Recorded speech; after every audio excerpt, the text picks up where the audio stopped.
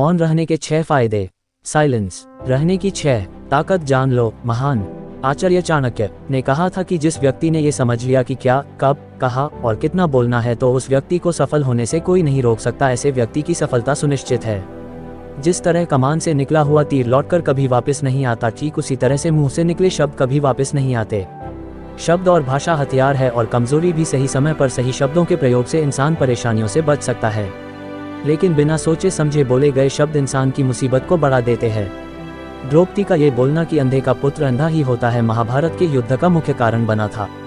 आज भी लोग अपनी जबान का इस्तेमाल दूसरों को नीचा दिखाने और खुद को बड़ा बताने के लिए करते हैं, लेकिन जो समझदार और सफल इंसान होते हैं वो ये अच्छी तरह से जानते हैं कि उन्हें किस वक्त कितना और क्या बोलना है। साइलेंट रहने का मतलब ये नहीं है कि आपको पूरे दिन एक भी शब्द नहीं बोलना है या चुपचाप रहना है। मौन का मतलब है कि बेवजह शब्दों का प्रयोग नहीं करना है।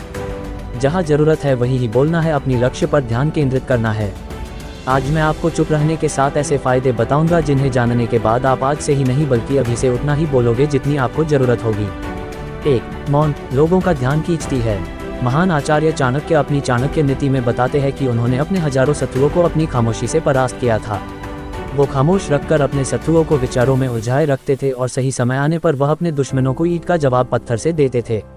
साइलेंट यानी चुप्पी किस तरह लोगों के अटेंशन को ग्रैब करती है, ये बात आप इस उदाहरण से समझ सकते हो कि जब क्लासरूम में टीचर किसी विषय पर बात करते हैं तो स्टूडेंट्स उनके बात को बिल्कुल ध्यान से सुनते हैं, लेकिन जब अचानक टीचर या स्पीकर बोलना बंद कर देते हैं तो सभी लोग आश्चर्य में पड़ जाते हैं। अरे क्या हो गया भाई, कम्युनिकेशन बंद क्यों हो गई?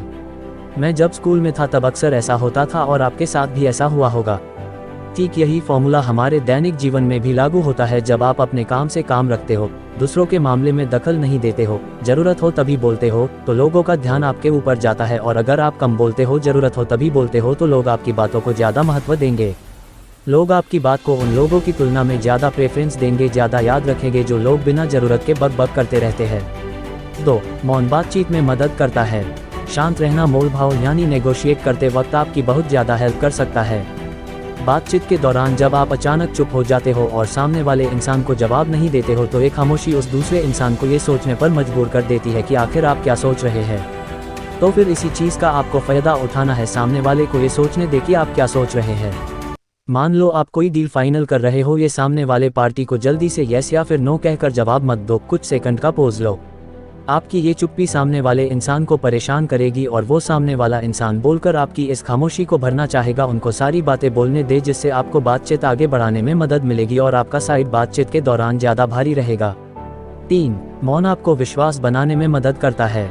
अगर आप एक मजबूत रिलेशनशिप बिल्ड करना चाहते हो तो उससे पहले आपको ट्रस्ट यानी विश्वास बिल्ड करना होगा, और विश्वास तभी बिल्ड होगा जब आप सामने वाले इंसान की बातों को ध्यान से सुनोगे। यानी बातचीत के दौरान बोलोगे कम और सुनोगे ज़्यादा।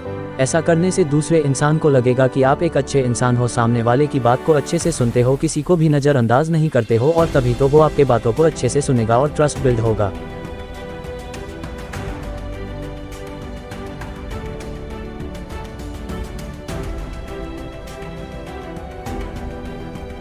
चार, उत्तर प्राप्त करें। आपने ऐसे कई सारे लोगों को देखा होगा जो कोई प्रश्न पूछने के बाद रुकते ही नहीं है, अपनी बक चालू रखते हैं या फिर दूसरे को बोलने का मौका ही नहीं देते। अगर आप भी ऐसा करते तो आपको दूसरे इंसान के पर्सपेक्टिव को जानने का मौका ही नहीं मिलेगा। लोग आपके प्रश्नों का जवाब ही नहीं देंगे।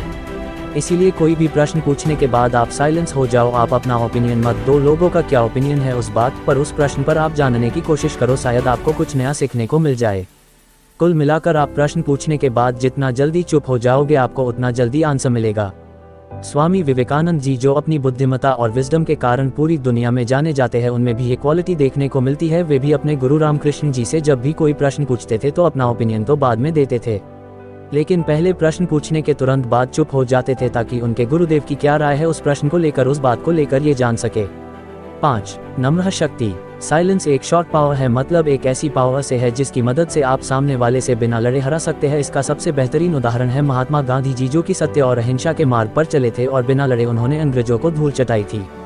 महात्मा गांधी जी जानते थे कि अगर हमने अंग्रेजों से लड़ाई की तो हम उनसे कभी नहीं जीत पाएंगे। उन्होंने शॉर्ट पावर का इस्तेमाल किया और अंग्रेजों को हराया।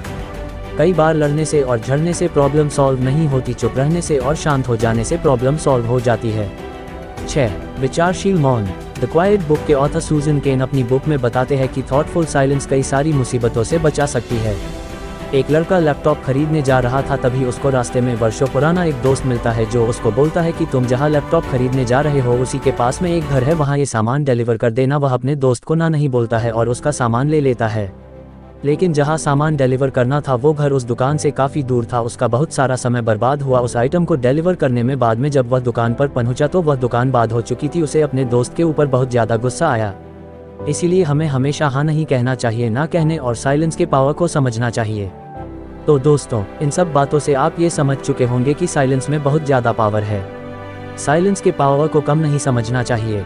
साइलेंस आपको बहुत सारी मुसीबतों से बचा सकती है और अगर आप भी इन बताई गई बातों को उतारते हो, जहां ज़रूरत हो वही बोलते हो, तो डेफिनेटली आपको बहुत ज़्यादा फ़ायदा होगा। ऐसे ही नए वीडियो के लिए हमारा चैनल सब्सक्राइब करें और अपने फैमिली और फ्रेंड्स के साथ शेयर करें और कमेंट करें।